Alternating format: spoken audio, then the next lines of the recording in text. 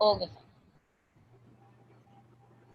أعوذ بالله من الشيطان الرجيم بسم الله الرحمن الرحيم قل أعوذ برب الناس ملك الناس إله الناس من شر الوسواس الخناس الذي يوسوس في صدور الناس من الجنة والناس صدق الله العظيم आमीन।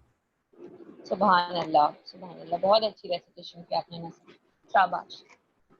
अच्छा, आज मैं आप लोग को सबसे पहले ब्रीफली ये बता दूं कि हमने जीरो टर्म में हिस्ट्री में एक टॉपिक डिस्कस किया था, reasons for the decline of the Ottoman empire. ठीक है, अब हम लोग जो है 8O का जो प्रॉपर सिलेबस है वो स्टार्ट करेंगे। ठीक है, मैंने आप लोगों को decline, the reasons of the decline of the Ottoman empire में आप लोगों के 7O समर टर्म में जो टॉपिक्स रह गए थे वो इस तरीके से कवर करवाएं। अब now I am going to start with what you should learn and what you should understand in fall term for A2। सही है, तो हम कुछ टॉपिक्स अभी से स्टार्ट कर लेंगे ताकि हम लोग का जो सिलेबस है वो जल्दी कवर हो जाए, and then we are going to go ahead with revision session and more tests so that you can have opportunity to get better marks। okay, तो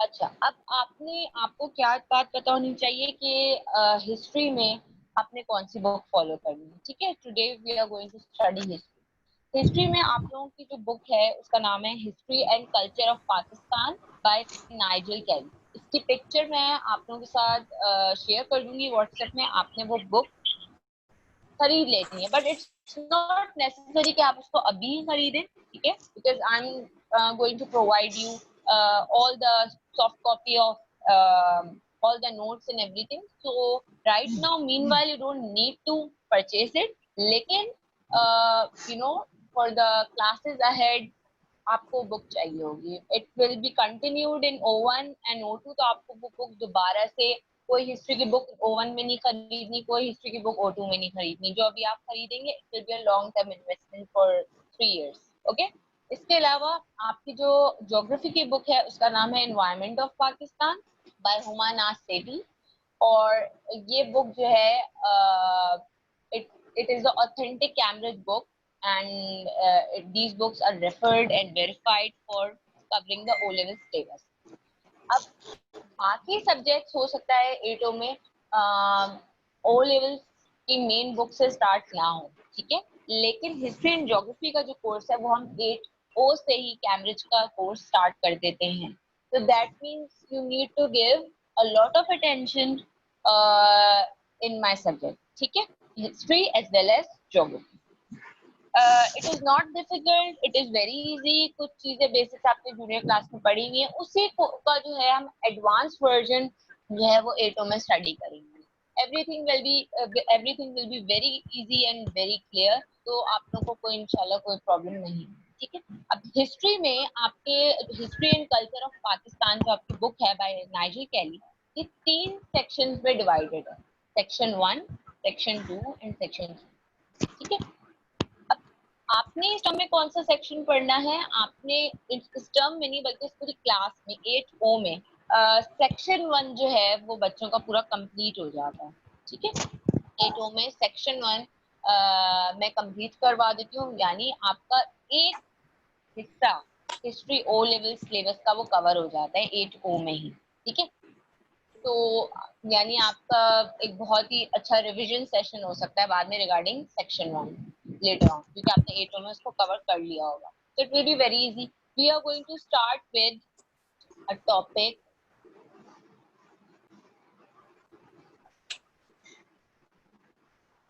अच्छा, आपका जो कोर्स है, ठीक है, पाकिस्तान स्टडीज कोर्स का नाम है। ठीक है, अब आपने पहले पढ़ा होगा हिस्ट्री ज्योग्राफी, राइट?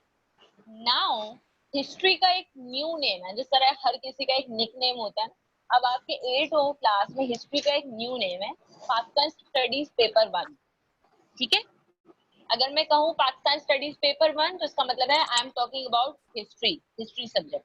अगर मैं कहूँ पाकिस्तान स्टडीज पेपर 2, तो इसका मतलब है I am talking about geography subject. Are you getting it? Yes. मुश्किल तो No. नहीं लग रहा है कुछ? No. ओके, अब देखें आपको स्क्रीन नजर आ रही होगी, पाकिस्तान स्टडीज पेपर 1 कल्चरल। अब सेक्शन 1 में आप क्या चीजें पढ़ते हैं? Cultural and historical background to the Pakistan movement.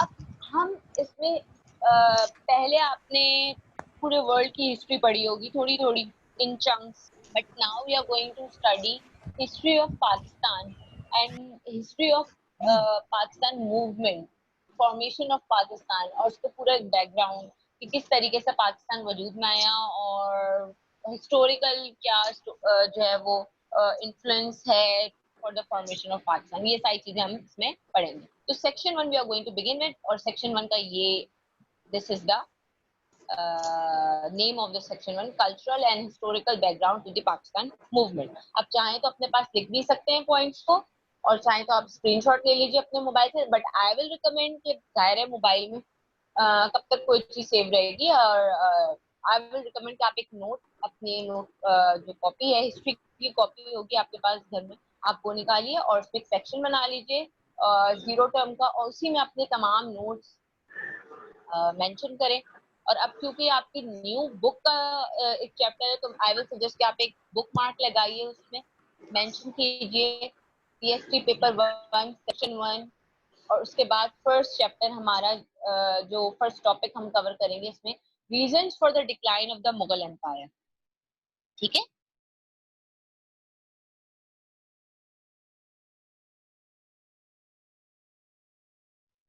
Reasons for the decline of the Mughals. अब हमने मुगल्स की ऑलरेडी बहुत सी स्टोरीज है वो जूनियर क्लासेस में पढ़ ली है, लेकिन अब आज हम जो पढ़ेंगे या हम सेक्शन 1 में जो पॉइंट्स पढ़ते हैं मुगल्स के, इसका एक बहुत इंपॉर्टेंट ओ लेवल्स के पीएसटी पेपर 1 में क्वेश्चन आता है, what are the reasons for decline of the Mughals. हमने ऑटोमन्स के रीजंस पढ़े थे, लेकिन आज हम पढ़ेंगे कि मुगल एम्पायर के डिक्लाइन के क्या रीजंस। तो सबसे पहले कुछ बच्चे अभी ज्वाइन कर रहे हैं, तो मैं उनका वेट कर रही हूँ।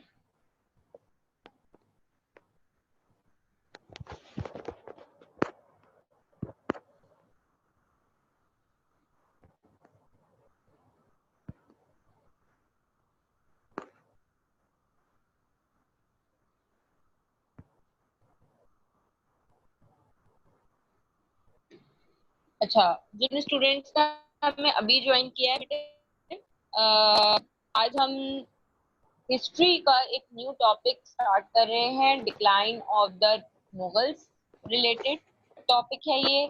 और इसमें आपका जो एक तरीके से न्यू बुक का आपका टॉपिक, जो क्लास 8 की आपकी बुक है, जो O1 और O2 में कंटिन्यू रहेगी, history and culture of Pakistan by Nazir Kaily, उसके सेक्शन 1 का हम आज आगाज कर देंगे।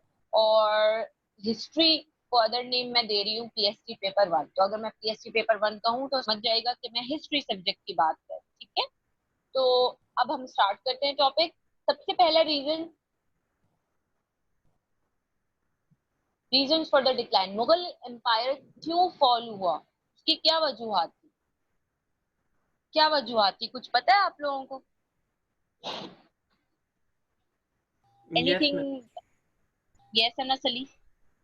Miss, in my opinions, Miss, the Mughals were going very good. It's changed and the time of Akbar and Babur.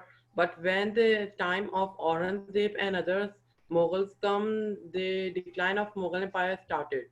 Like they were very luxurious, loving, and because of that things and many negative points, they lose their seats, and now the Mughals has been declined. Very good, very good. You should be clapping for him, ना? I'm doing clapping for Nasli right now. Because ये very good. हम class में भी clapping कर सकते हैं, तो हम लोग वर्चुअल क्लास में भी कर सकते हैं, ऐसी कोई बात नहीं है। तो एज यू नो, एज ये सेट कि इनिशियल जो रूलर्स थे, कुछ हर एम्परर ने अपने अपने दौर में, मुगल एम्परर ने काम किया है, चाहे वो बाबर हो, चाहे वो हुमायूं हो, चाहे वो अकबर हो, चाहे वो जहांगीर हो, चाहे वो शाहजहां हो, चाहे वो औरंगजेब, हर किसी ने अपने अपने रोल प्ले किए। लेकिन इन जनरल अगर हम बात करें तो इन सबका जो ज्यादा फोकस था वो आर्किटेक्चर पे बहुत ज्यादा था, और एक्सपेंशन पे बहुत ज्यादा था, लेकिन सबसे ज्यादा फोकस औरंगजेब का था एक्सपेंशन पे। और उन्होंने अपने एम्पायर को, मुगल एम्पायर को एक्सपेंड करने में बहुत ज्यादा एक्सपेंडिचर किए, पैसे खर्च किए, जिसकी वजह से उनके फाइनेंशियल जो रिसोर्सेज थे वो कम होने लग गए थे विद टाइम। तो हम स्टार्ट करते हैं सबसे पहले फर्स्ट पॉइंट से, औरंगजेब रिलीजियस रिफॉर्म्स। उन्होंने नॉन मुस्लिम्स पे जिजिया टैक्स, टैक्स पता है ना आप लोगों को क्या चीज होती है, एक खास क्या कहेंगे, एक खास पोर्शन होता है, अमाउंट होता है that needs to be paid to the government for the service which they are providing. So the non-Muslims had to pay jizya tax to the government at that time, you can say the Mughals, uh, for living in that area, for being a non-Muslim. सही है। तो ये चीज जो है वो obviously non Muslims को बिल्कुल भी सही नहीं लगी, they were not happy with this. Then destroyed Hindu temples, Hindu temples वगैरह को भी जो है वो डिस्ट्रॉय कर रहे थे। सही है। Enforce Islamic laws. अच्छा, डिस्ट्रॉय करने का इसमें जो है डिस्ट्रॉयड हिंदू टेम्पल्स में काफी हिस्टोरियंस के मल्टीपल पर्सपेक्टिव्स हैं। कुछ का ये कहना है कि उन्होंने हिंदू टेम्पल्स जो है वो इजाजत लेके डिस्ट्रक्ट किए थे। कुछ का ये मानना है कि नहीं, उन्होंने गलत किया, उन्होंने मतलब ऐसे ही डिस्ट्रक्शन कर दी। या फिर कुछ हिस्टोरियंस का मानना ये है कि हिंदू टेम्पल्स किसी नोबल कॉज की वजह से उसकी डिस्ट्रक्शन की गई। तो there are multiple, you know, past stories has multiple views and opinions as well. तो मैं ये भी आप लोगों को बताती हूँ साथ में। इसके अलावा enforce Islamic laws, Islamic laws को उन्होंने इन्फोर्स करा था। फॉर एग्जाम्पल अगर मैं आप लोग को बताती चलूँ, आप लोग अपने जब बुक खरीदेंगे तो बुक को भी आप गो थ्रू करिएगा। उसमें एग्जांपल है कि उन्होंने स्टैंडर्ड साइज जो है वो, हमें पता है कि ये सुन्नत है कि मर्दों को दाढ़ी रखनी चाहिए ना, ये सुन्नत है। तो हजरत मोहम्मद सल्लल्लाहु अलैहि वसल्लम ने एक फिक्स साइज बताई थी, लेकिन ये एक सुन्नत है, इसको इस चीज हम पे इम्पोज नहीं किया गया, लेकिन उन्होंने इस चीज को कंपल्सरी करा दिया औरंगजेब ने कि सबने मतलब दाढ़ी रखनी है और फिक्स साइज की रखनी है। So I have just given you one example. ठीक है। Band Satti, what was Satti? Anyone had any idea about it? What, miss? Can you please? Sati. Anyone had come across this word before? Okay, let me tell you. When beta Sati, S-U, this I'm highlighting this. Have you come across this word before? Okay, I'm done. अच्छा, सती वो traditional practice है जो कि Hindu practice किया करते थे। Tradition है उनका, जिसमें वो क्या करते थे कि जब हस्बैंड की डेथ हो जाती थी तो ये उनका एक रिचुअल था, ये एक ट्रेडिशन था कि जब हस्बैंड की डेथ हो जाती थी तो साथ ही साथ उनकी जो विडो होती थी उनको भी उनके साथ जला दिया जाता था। क्योंकि आपको पता है कि हमारे रिलीजन इस्लाम में ये है कि हम लोग जो जिनका इंतकाल हो जाता है हम उनको दफनाते हैं, लेकिन आपको पता है कि जो हिंदू रिलीजन है उसमें दफनाया नहीं जाता, उसमें जो डेड बॉडी उसको जला दिया जाता है। तो उसमें सती ट्रेडिशन में ये होता था कि अगर हस्बैंड की डेथ हो जाए तो साथ साथ वाइफ को भी उनके साथ ही बर्न कर दिया जाता था कि उनके जो जिंदा रहने के राइट्स वो उनसे ले लिए जाते। So this practice was banned. तो अगर हम दोनों साइड से देखें तो it was a good thing as a human right. अगर हम बात करें तो it was a good initiative that Aurangzeb took. But अगर हम हिंदूज इंटरेस्ट की बात करें तो उनको ये चीज गलत लग रही थी, because it was part of their tradition जिसको उन्होंने बैन कर दिया। Are you getting my point? समझ आ रही है बात?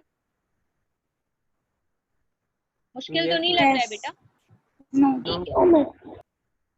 All of which led to Hindus, which formed a large part of the India's education. अच्छा, इन सब वजूहात की वजह से क्या हुआ, हिंदूज मुगल एम्पायर के बहुत ही ज्यादा मुखालिफ हो गए। ठीक है, उनको टफ टाइम देने लगे, उनको उनके खिलाफ अपोजिशन करने लगे। तो ये एक तरीके से एनिमी बन गए ना मुगल के हिंदूज। अच्छा, औरंगजेब वॉर्स। अब औरंगजेब ने बहुत सी वॉर्स लड़ी अपने एम्पायर को एक्सपेंड करने के लिए, जिसमें उन्होंने war लड़ी against the Rajputs, Marathas, attempted to expand north in a campaign against NWFP Pathans. Pathans भी enemies थे उस वक्त मुगल्स के.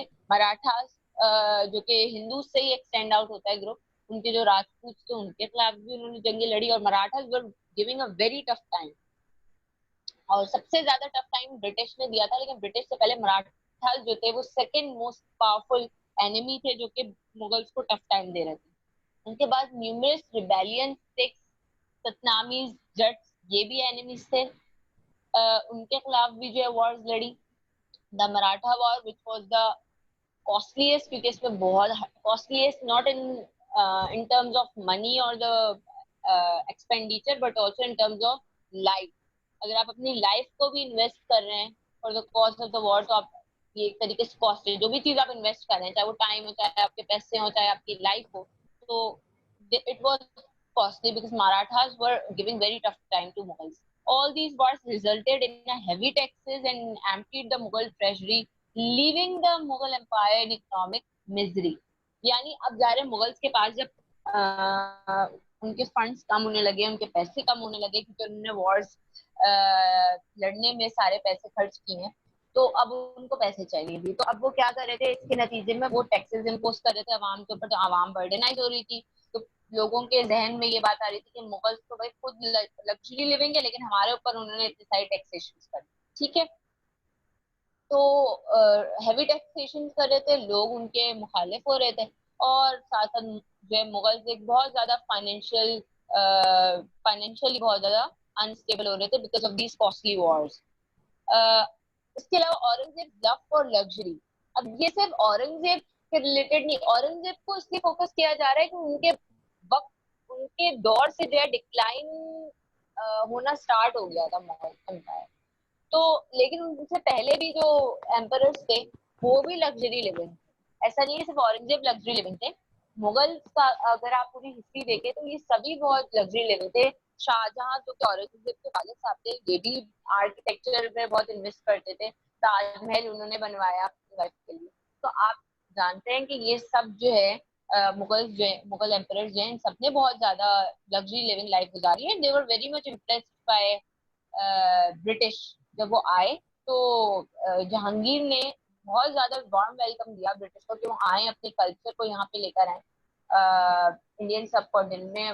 वो बहुत इम्प्रेस हुए उनके मेडिकल रिसर्च से और उनकी डेवलपमेंट अप्रोच से. और ये मुगल एम्परर्स का मानना था जहांगीर का कि जब ब्रिटिश आएंगे यहाँ पे तो वो भी डेवलपमेंट लेकर आएंगे. लेकिन अनफॉर्चुनेटली वो जब आए तो साथ साथ डेवलपमेंट के साथ साथ अपना अपने पूरा सिस्टम ऑफ गवर्नमेंट भी लेकर आ गए.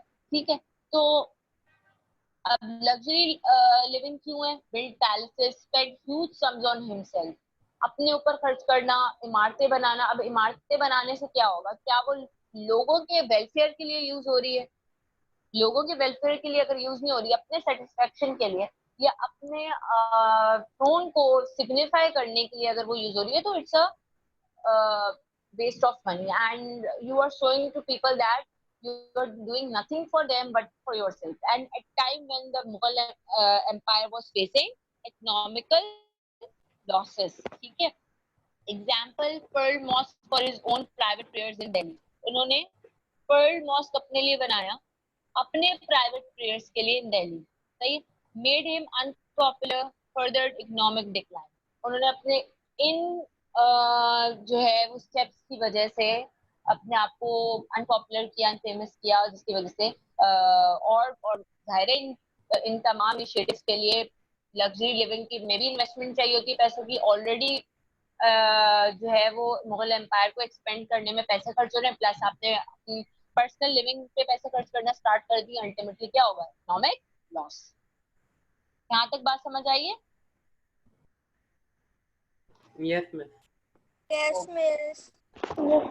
Then indefinite law of succession. अब लॉ, ओके बेटा, indefinite law of succession क्या है? The dead Mughal emperor's sons would fight for power. अब लॉ ऑफ सक्सेशन यानी कि जब एम्परर मर जाएगा तो उनके जो सन है वो आगे कंटिन्यू करेंगे थ्रोन को, अपने फादर. लेकिन अब मसला क्या आ रहा है कि अगर लेट्स से उनके 4 बेटे हैं या 5 बेटे हैं, 6 बेटे हैं, तो अब कौन होगा जो who will be the next king, in other words, who will be the next emperor if they have 6 to 7 sons? तो उनके बीच में फिर कॉन्फ्लिक्ट होना स्टार्ट हो जाती है। कुछ चीजें आपको ऑटोमन के साथ आप रिलेट कर पा रहे होंगे कि ऑटोमन में भी ये मसला था कि उनके जो सक्सेसर जब वो आपस में लड़ रहे थे फॉर द थ्रोन, ये मसला मुगल्स में भी था, ठीक है। He tried preventing this by Miss, your dividing the voice empire is not between his clear. portions. बाकियों को भी ये प्रॉब्लम आ रही है, आवाज क्लियर नहीं है?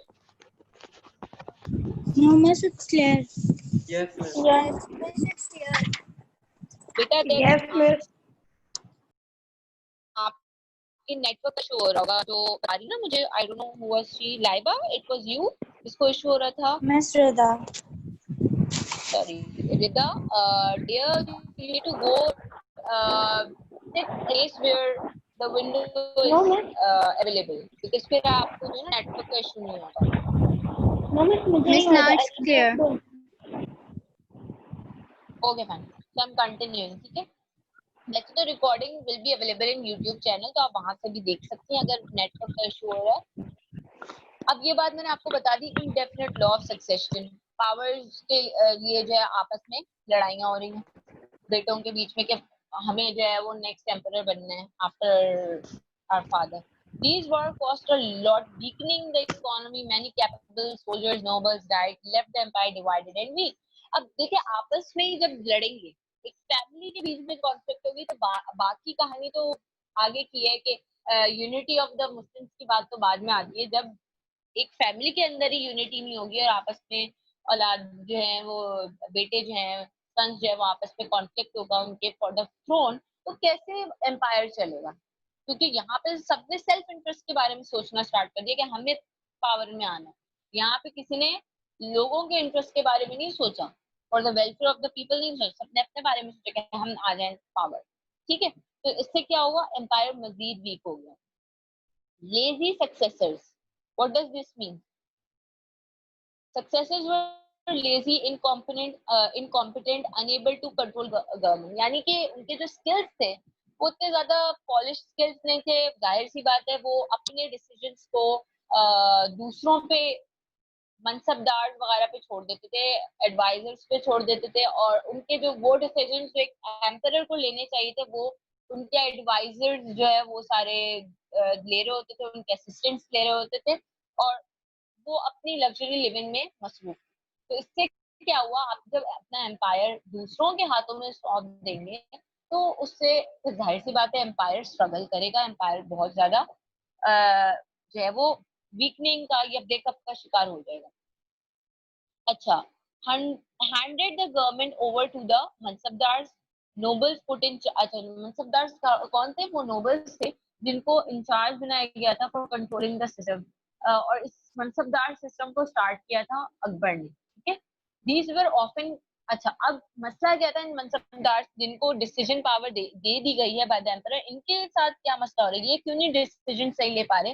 Because they were corrupt, disloyal and shot their own games. उन्होंने भी क्या किया, अब जाहिर सी बात है, कहते हैं ना कि जब लीडर अच्छा होगा तो उसकी टीम भी अच्छी होगी।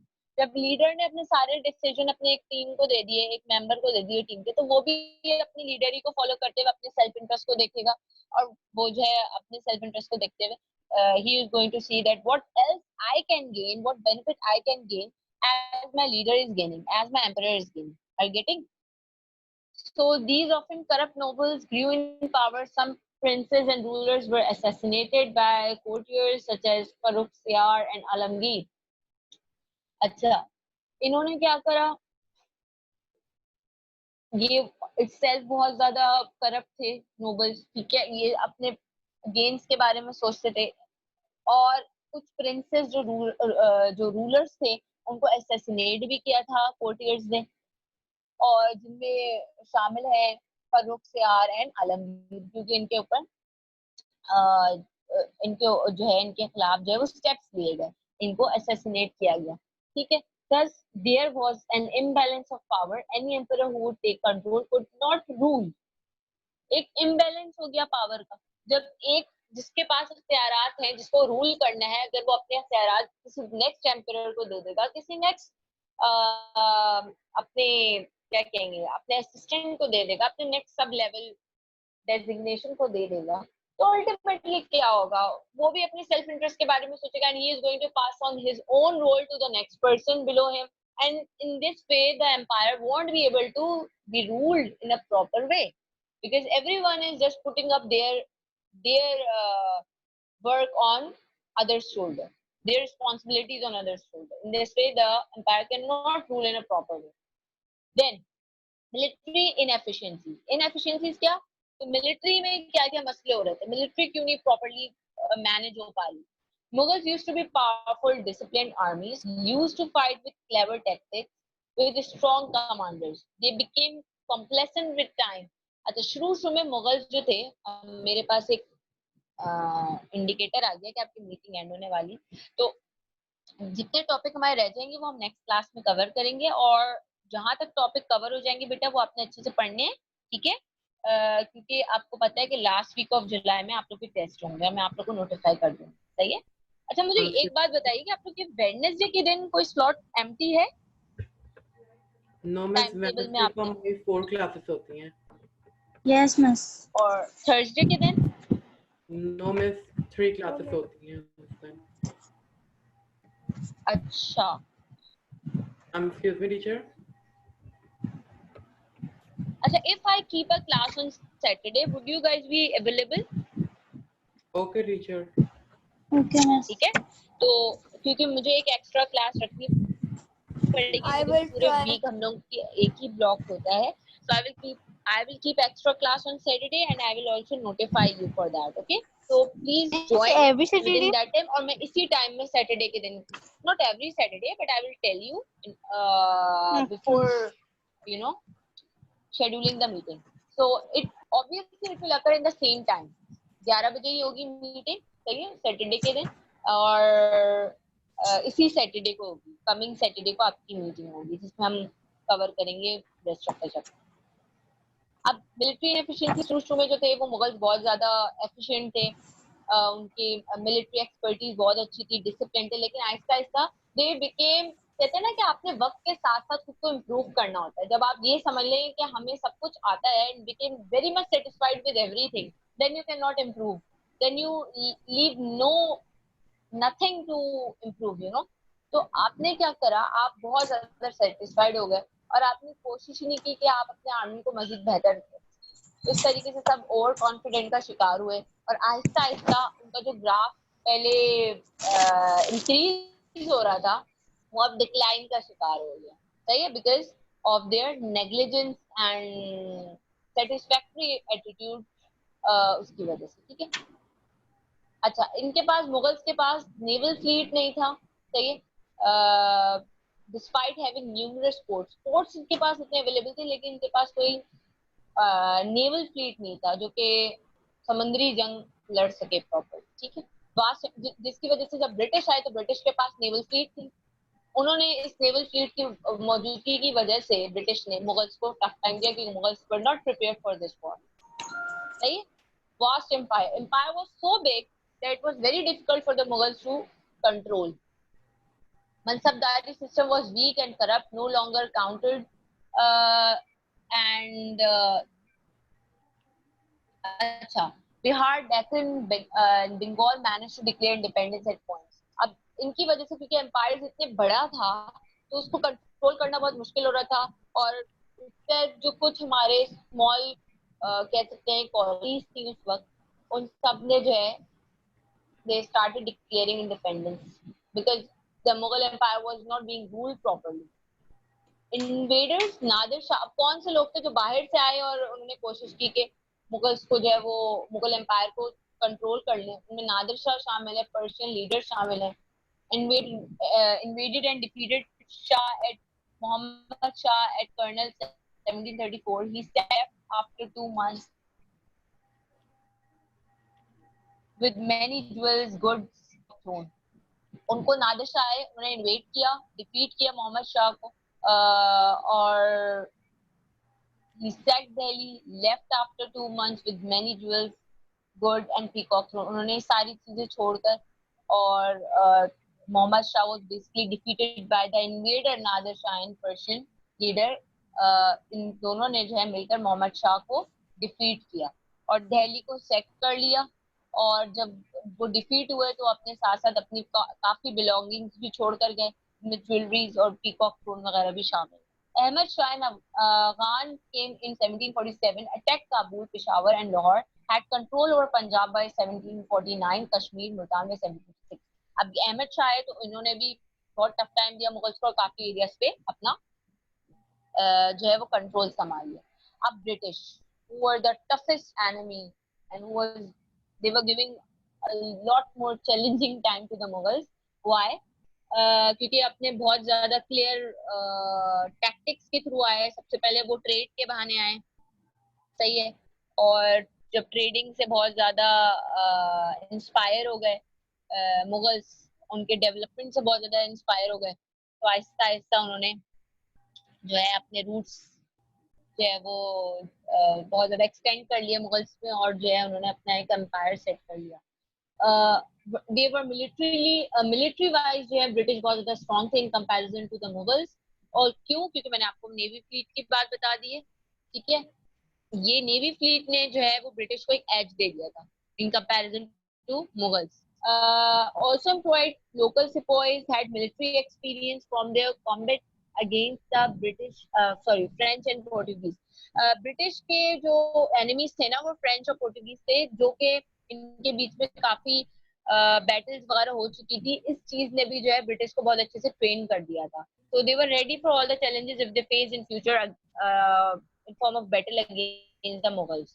Won decisive battles, Plassey, Buxar ये हम पढ़ेंगे। Mir Jafar betrayed Indians, helped British, ये सब हम पढ़ेंगे, ठीक है, इन डिटेल। इन्होंने काफी बैटल्स जीती ब्रिटिश ने।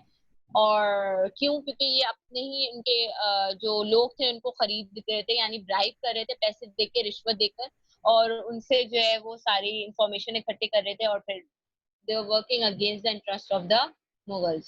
Exploited, captured land for a lot of profit. Land वगैरह खरीद रहे थे, जो belongings थी मुगल्स की इसको exploit करने की कोशिश कर रहे थे, जिसकी वजह से मुगल्स को बहुत ज्यादा टफ टाइम मिल रहा था। अब आप एक क्वेश्चन लिख लीजिए जल्दी से, आई एम डिक्टेटिंग यू, और मैं यहाँ पे भी लिख देती हूँ।